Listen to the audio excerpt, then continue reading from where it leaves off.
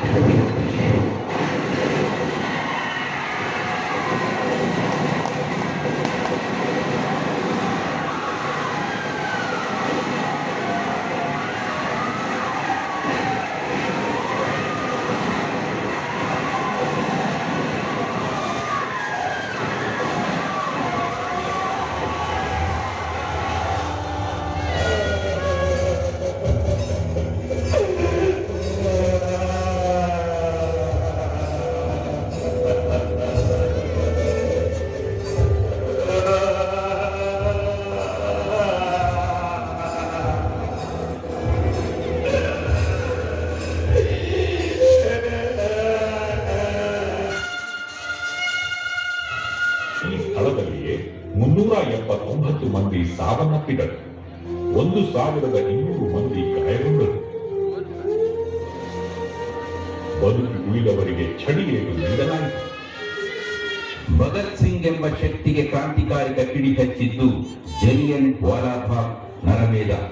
ಸಾವಿರಾರು ಮುಗ್ಧ ಭಾರತೀಯರ ರಕ್ತದ ಓಕಳಿನಾಡಿದ ಬ್ರಿಟಿಷ್ ಅಧಿಕಾರಿಗಳ ಅಟ್ಟಹಾಸವನ್ನು ಕಂಡಾಗ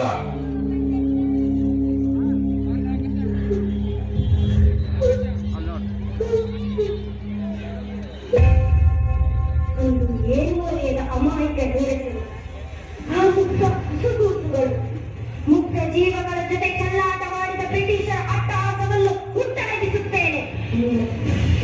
ಕಣದಲ್ಲಿರುವ ರಕ್ತದ ಹರಿವು ಸೇರ್ಪಡಿಸಿಕೊಳ್ಳುತ್ತೇನೆ. ಬ್ರಿಟಿಷ್ ಸರ್ಕಾರವನ್ನು ಎದುರಿಸಿ ನಿಲ್ಲುತ್ತೇನೆ.